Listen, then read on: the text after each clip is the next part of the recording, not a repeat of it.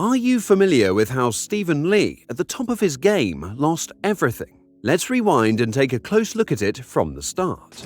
By the early 2000s, he had claimed 5 ranking titles, including the prestigious 1998 Grand Prix and the 2006 Welsh Open. At his peak, he climbed to world number 5 in the rankings, known for his consistent performance across tournaments. His natural talent made him one of the most promising players of his generation, regularly defeating top-tier opponents. But by 2012, something was off. Lee's results started dipping, and matches he should have won easily became struggles. The snooker world began noticing odd patterns, especially when he consistently lost to lower-ranked players. What seemed like a simple slump in form turned into one of the most scandalous stories in snooker's history. In 2013, Stephen Lee's career came to a screeching halt when he was handed a 12-year ban for match fixing. The investigation that led to this decision revealed a series of shocking details that sent ripples through the sport. Lee had been accused of deliberately losing specific frames and matches between 2008 and 2009, all tied to organized betting syndicates.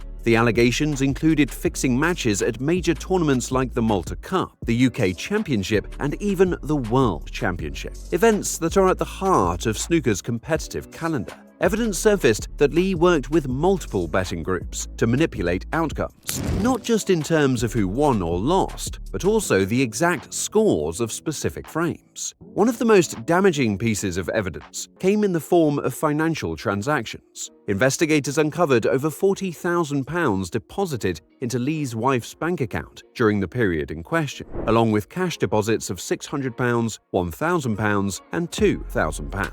This was no coincidence. It was payment for deliberate losses orchestrated on the table. It didn't stop there. The tribunal found that Lee had fixed outcomes against big names like Ken Doherty, Marco Fu, and the 2008 Malta Cup, as well as throwing the first frame against legends like Stephen Hendry and Mark King at the 2008 UK Championship. The scale of manipulation was staggering. Even more troubling was the revelation that Lee had bet on his matches. The snooker community, once full of respect for his skills, now questioned everything about his career. Was it all real, or had there always been an agenda behind his performances? But what exactly were the matches that got him caught in the first place? The first significant case involved the 2008 Malta Cup. According to the tribunal, Lee deliberately lost matches to Ken Doherty and Marco Fu. The investigation revealed that Lee had intentionally dropped frames, not because of skill or strategy, but because he was paid to do so.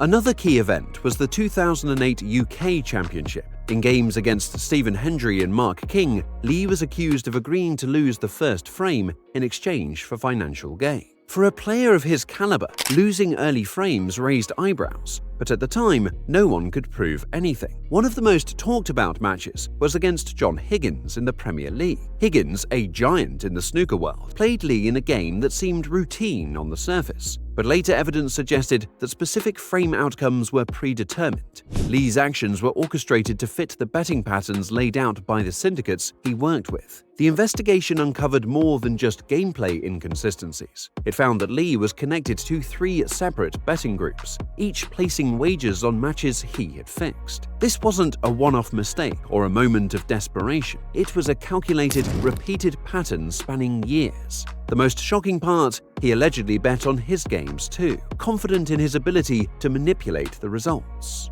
Between 2008 and 2009, Lee lost 7 matches to players ranked far below him. The snooker world couldn't believe it. How could someone of his skill and experience repeatedly lose to less experienced opponents? What initially looked like a slump in form was later revealed to be deliberate sabotage, orchestrated for profit. When the details of Stephen Lee's match-fixing scandal came to light, the reaction was swift and severe. The World Professional Billiards and Snooker Association described it as the worst corruption case in the history of the sport. The public reaction was equally intense. Fans who had admired Lee for years felt betrayed. Many questioned how long this had been going on and whether they had been cheering for a sham all along. For a sport that prides itself on discipline and fairness, the scandal was a massive blow to its reputation. Fellow players also weighed in. Snooker legends like Ronnie O'Sullivan and Judd Trump expressed their disappointment. While some viewed Lee's punishment as justified, others felt it was a sad end to what could have been a legendary career. Even Stephen Hendry, one of the players Lee was accused of manipulating outcomes against, remarked that the scandal had cast a dark shadow over the sport.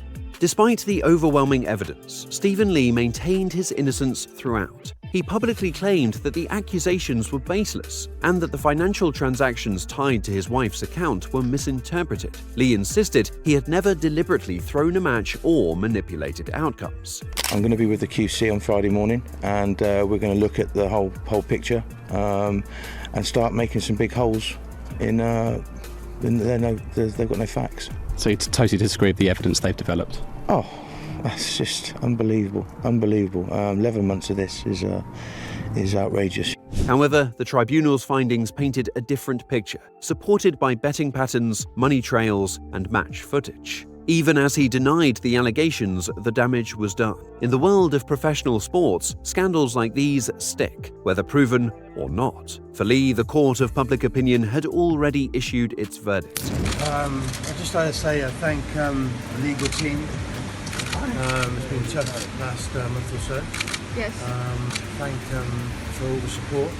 And I'm looking to go and relax a couple of days. The WPBSA handed Lee a 12-year ban in 2013, effectively ending his professional career. The ban meant he couldn't compete until October 2024, by which time he'd be 50, well past his prime. Alongside the ban, Lee was ordered to pay investigation costs and a fine, further compounding the financial and personal toll of the scandal. The WPBSA made it clear that match fixing would not be tolerated under any circumstances. Jason Ferguson, the association's chairman, emphasized that the integrity of snooker was paramount and that Lee's actions had deeply violated the sport's values. For a sport built on precision and skill, the idea of matches being fixed was devastating. Fans questioned the authenticity of past games, while sponsors hesitated to invest in a sport tarnished by controversy. To rebuild trust, the WPBSA doubled down on its anti-corruption efforts. New measures were introduced to monitor betting activities and educate players on the consequences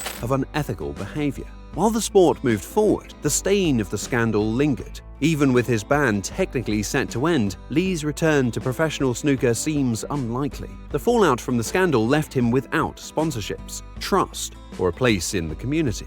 While he's made occasional appearances in exhibition matches, his days as a competitive player are over. On a personal note, Lee has found some solace in mentoring his son, Alfie, who's been building his own path in snooker. It's a faint echo of the legacy Lee might have left behind had his career not unraveled so spectacularly. And that's a wrap for this video. Let us know what we missed in the comments. And for more snooker content, click on the screen right now.